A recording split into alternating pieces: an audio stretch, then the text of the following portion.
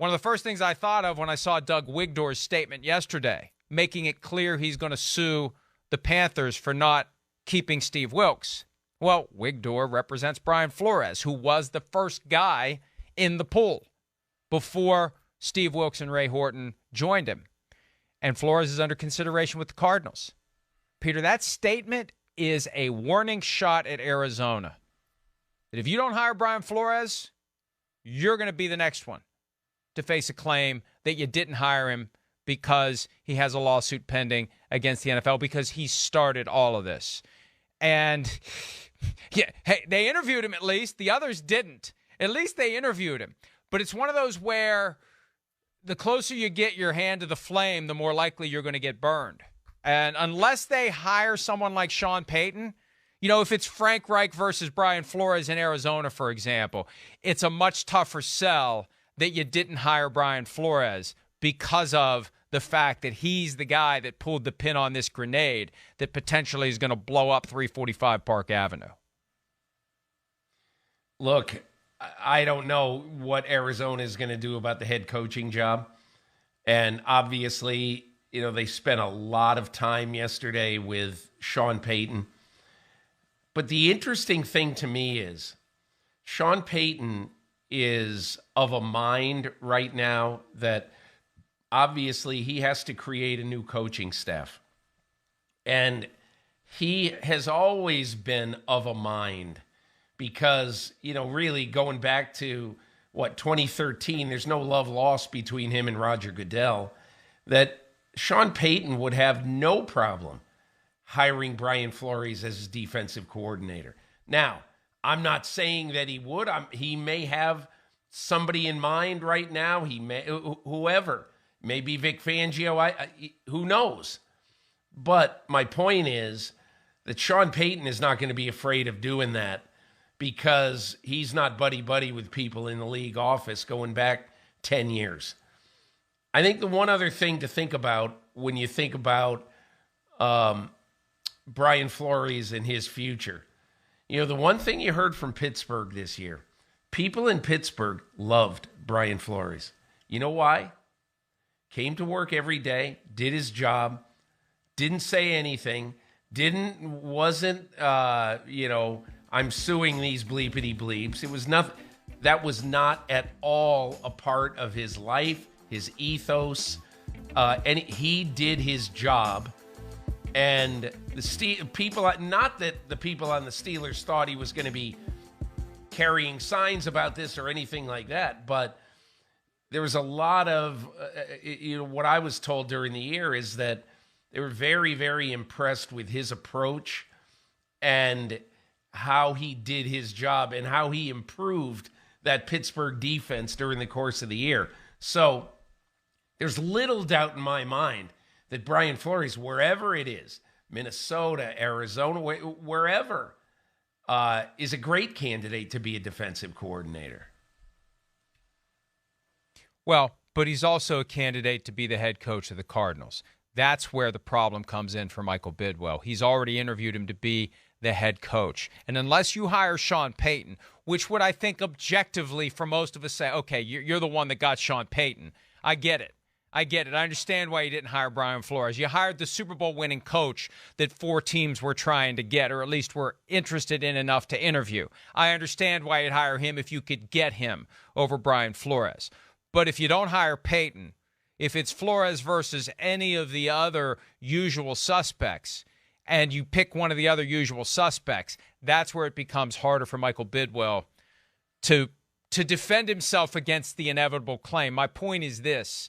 The Wigdor statement from yesterday as it relates to Wilks and the Panthers applies equally to the Cardinals if they don't hire Flores. And it also applies to the Broncos, the Colts, the Panthers, and the Texans for not even interviewing him. I mean, he was a finalist for the Texans job last year before they went off the board and hired Lovie Smith. Well, they interviewed Jonathan Gannon, one of the other finalists, again this year. Where's Flores? Well, Flores sued them.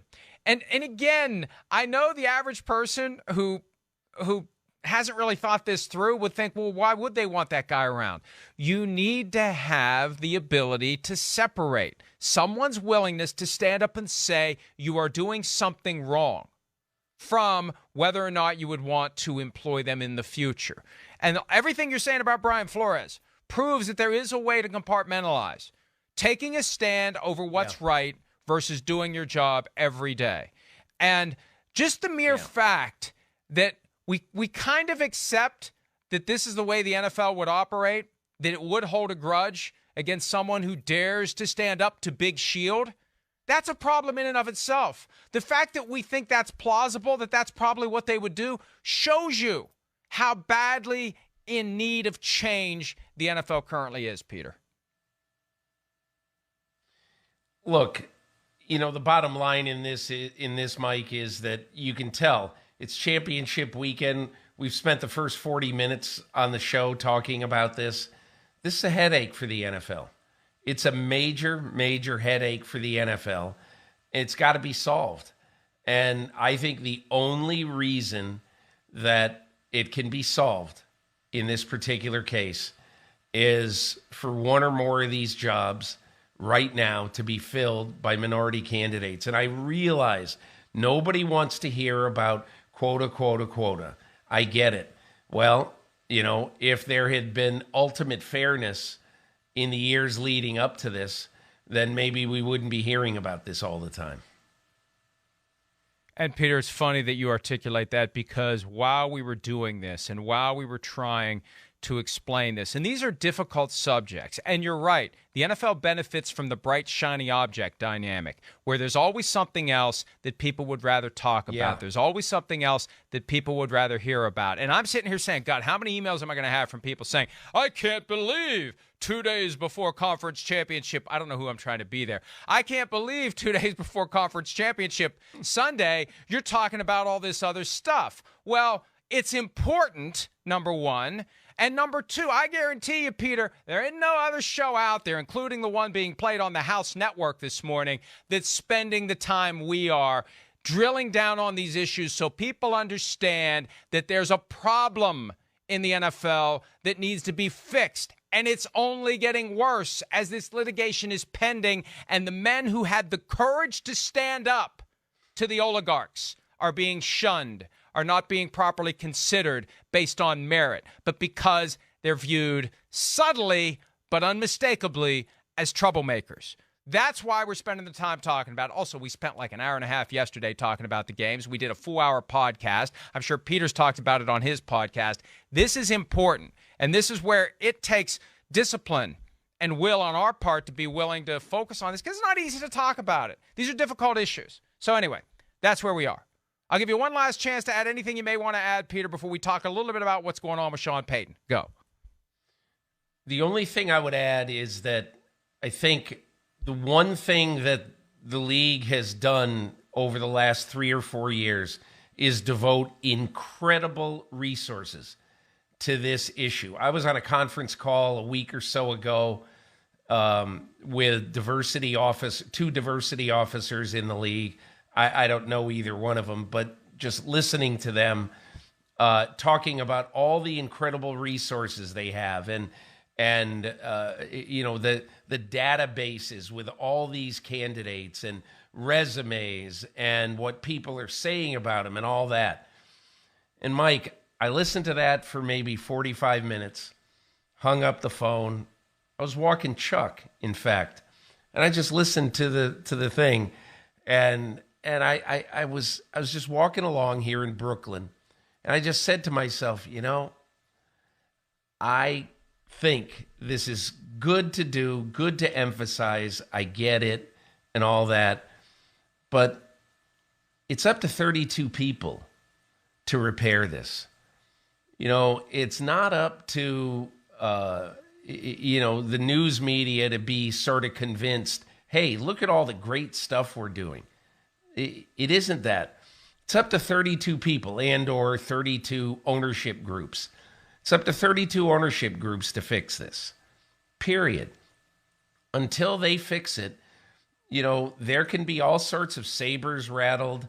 I mean, a year ago at this time, literally almost exactly a year ago, Troy Vincent almost started crying on the phone with me, talking about how desperately he wanted to fix this issue.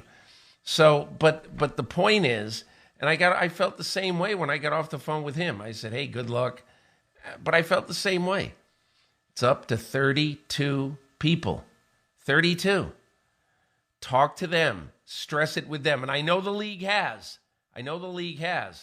But time and again, if the results do not change, then guys like Douglas Wigdor are going to have at it. And I think there's a lot of people out here that are going to wish him very, very well. And the bottom line is, frankly, I don't want your propaganda. I want action. And we're only getting action through the results of men who are brave and selfless and ultimately willing to sacrifice their careers or experience a cap on whatever they're going to achieve because they're viewed differently for standing up for what's right and trying to force change. No amount of change is going to flow from 345 Park Avenue. The change here is going to come from somebody wearing a black robe and banging a gavel when a verdict is entered. That's going to be the change. That's going to be the moment that things finally go the other way. And that's why they're trying so damn hard to get this case out of court. Think about that. We just accept it. Oh, they want to take advantage of their contractual rights to arbitrate under the auspices of the commissioner. Yeah, they want to rig the system in their favor so they don't face their reckoning. They don't want that reckoning because that reckoning is going to be expensive enough to force them to change. Hi, I'm Mike Tirico, and thanks for watching.